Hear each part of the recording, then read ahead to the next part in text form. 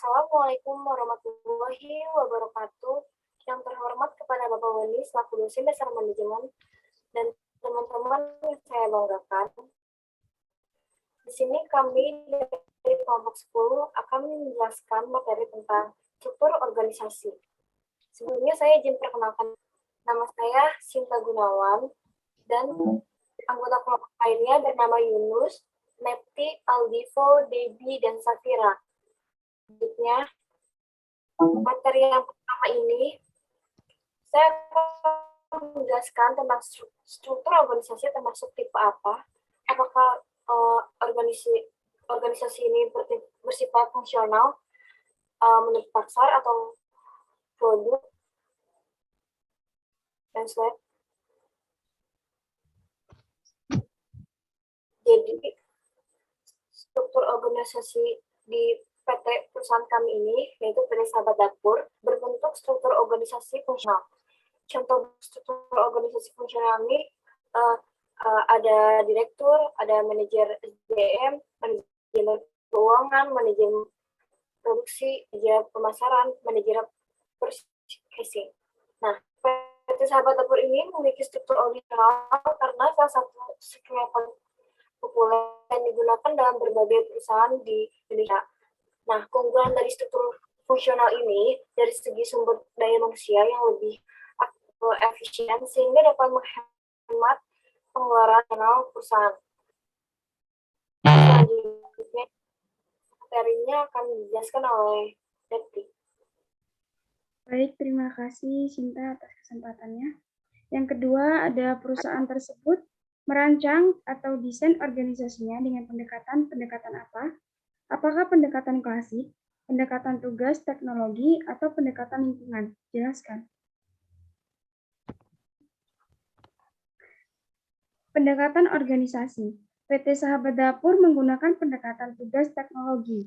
Karena dalam PT Sahabat Dapur, sistem produksi menggunakan teknologi mesin dan sistem pemasaran PT Sahabat Dapur menggunakan teknologi komunikasi.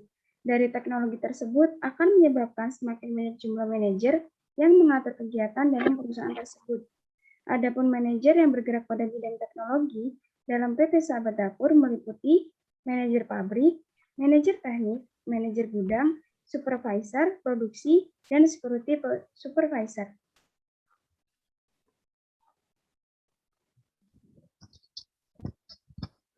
Contoh nyata pada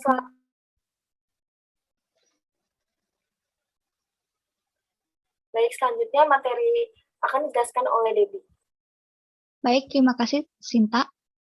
Contoh nyata pada perusahaan, pembagian pengerjaan tugas. A. Manajemen SDM.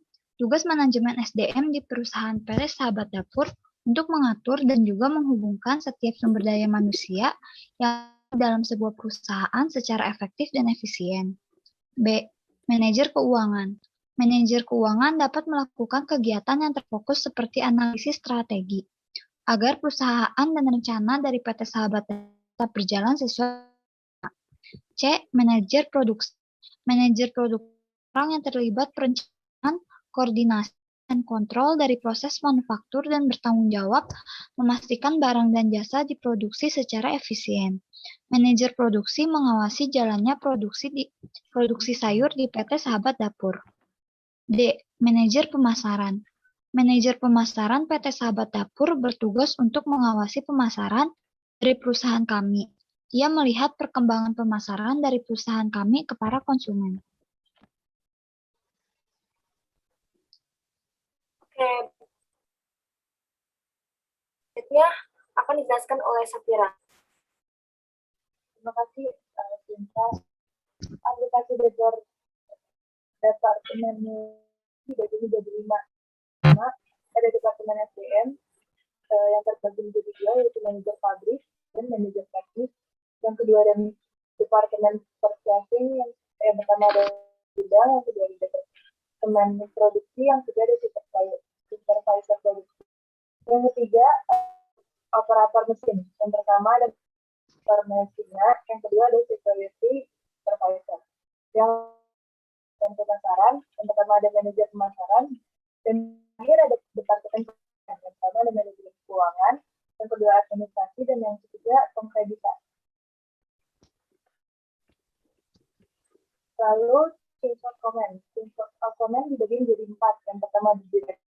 yang kedua ada supervisor, yang ketiga ada manajer keuangan, dan yang terakhir ada manajer. Oke, baik. Terima kasih. Saya kira materi selanjutnya akan dijelaskan oleh Aldivo. Baiklah, saya akan menyebutkan tentang koordinasi. Koordinasi pemasaran, sebuah perusahaan kecil mengikuti pemimpin pasar dalam menerapkan pemasarannya. Koordinasi perencanaan, sebagai menghubungkan agar tercapai kesamaan dan serta keterkaitan setiap langkah dan kegiatan. Koordinasi promosi dan iklan, kegiatan pemasaran atau penjualan dengan menawarkan contoh suatu produk melalui media cetak maupun media elektronik. Oke, terima kasih. Materi selanjutnya akan dijelaskan oleh Yunus Algaza.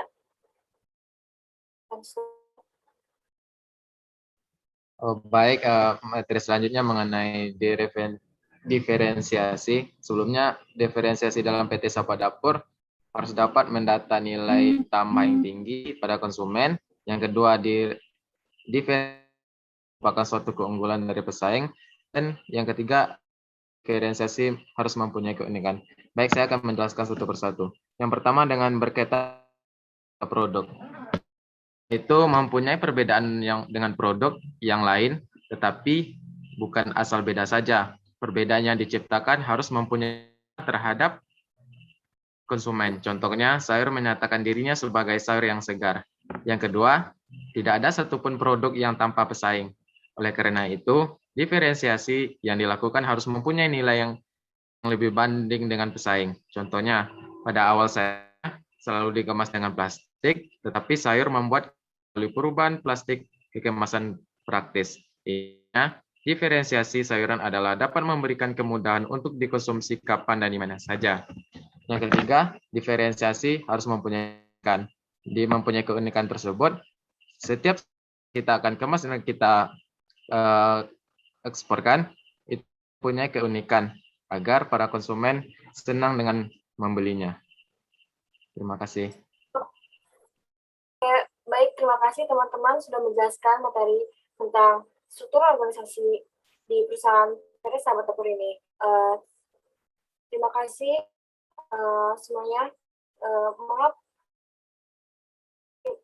Assalamualaikum warahmatullahi wabarakatuh.